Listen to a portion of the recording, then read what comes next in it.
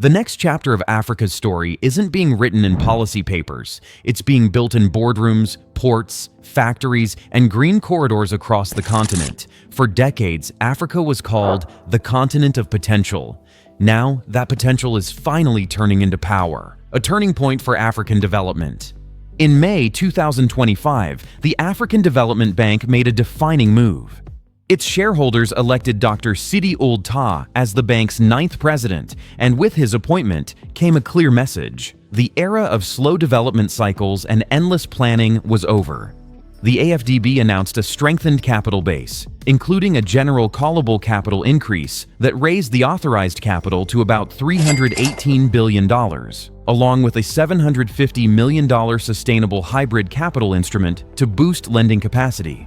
Dr. Tah laid out 4 core priorities for the continent's future: listening to member states, fast-tracking reforms, deepening partnerships, and converting national plans into real, finance-ready projects.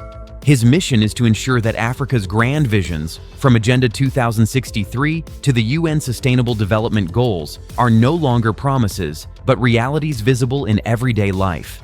South Africa. In London, South Africa's Foreign Minister Ronald Lamola described the difficult position his country faces. Speaking at the Financial Times Africa Summit, Lamola acknowledged that the US-China trade war has put South Africa in a delicate balancing act. Both nations are among South Africa's largest trade partners, yet global tensions are forcing developing economies to take sides. Lamola's response was firm.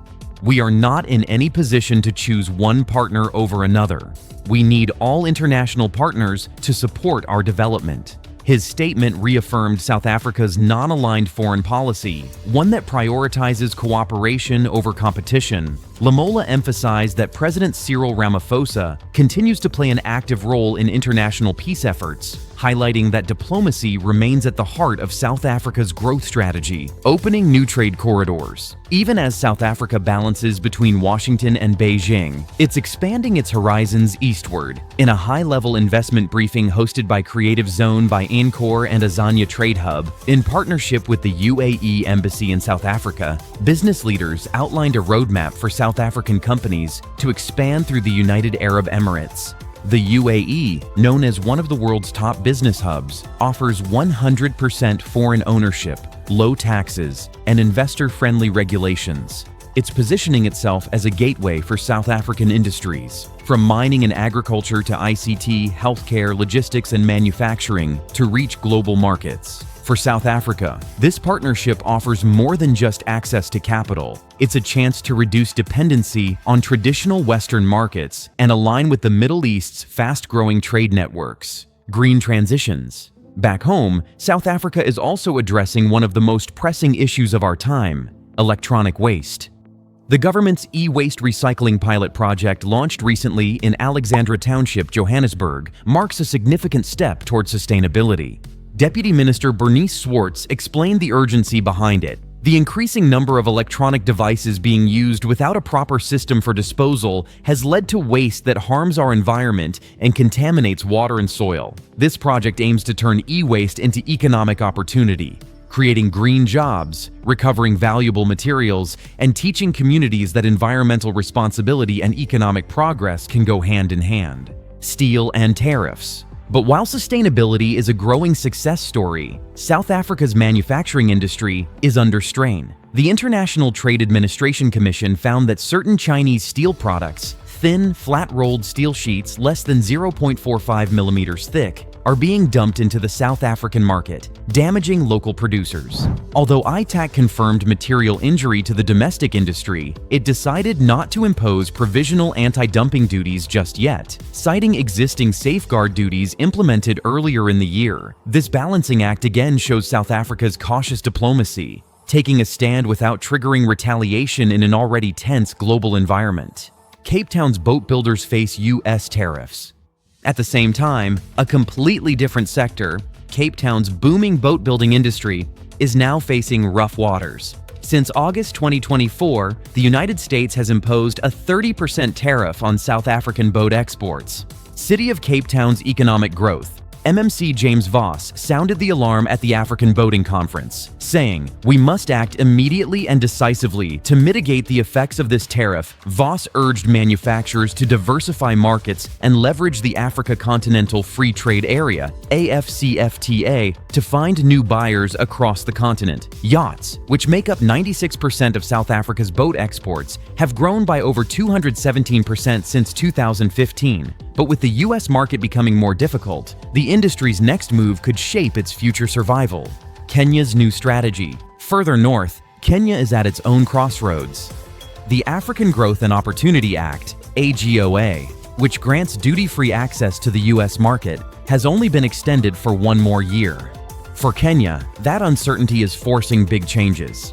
Kenya is negotiating a new bilateral deal with the U.S., aligning with former President Donald Trump's America First approach, which focuses on measurable, mutual benefits.